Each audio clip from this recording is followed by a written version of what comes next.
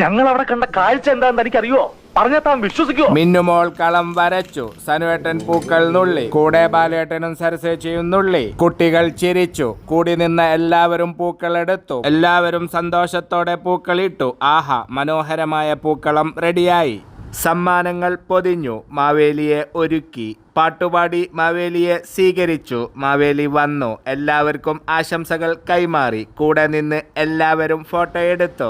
മാവേലിയുടെ കൂടെ ഫോട്ടോ എടുക്കാൻ തിരക്കായി. കുട്ടികൾ കസേരക്കളി കളിച്ചു. വിജയികൾക്ക് സമ്മാനങ്ങൾ കൊടുത്തു. ചിലർ സന്തോഷം കൊണ്ട് തുള്ളി ചാടി. അങ്ങനെ സ്നേഹാലയത്തിലെ സ്നേഹോണം എല്ലാവരുടെയും സഹായ സഹകരണങ്ങൾ കൊണ്ട് വളരെ ഗംഭീരമായിട്ട് നടന്നു. നാട്ടുകാരും അയൽവാസികളും അങ്ങനെ എല്ലാവരും വളരെ സന്തോഷത്തോടെ കൂടി ആടിയ ഒരു ഓണാഘോഷം.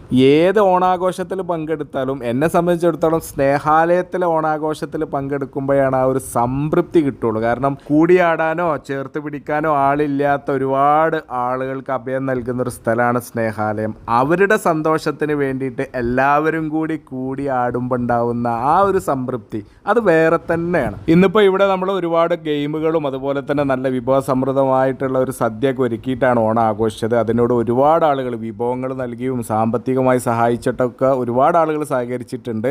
അവരോടൊക്കെ നന്ദി അറിയിക്കുകയാണ് ഈ ഒരു വീഡിയോയിലൂടെ. നിങ്ങളുടെയൊക്കെ സഹകരണം കൊണ്ട് മാത്രമാണ് ഇന്ന് സ്നേഹാലയം വളരെ ഭംഗിയായി മുന്നോട്ട് പോയിക്കൊണ്ടിരിക്കുന്നത്.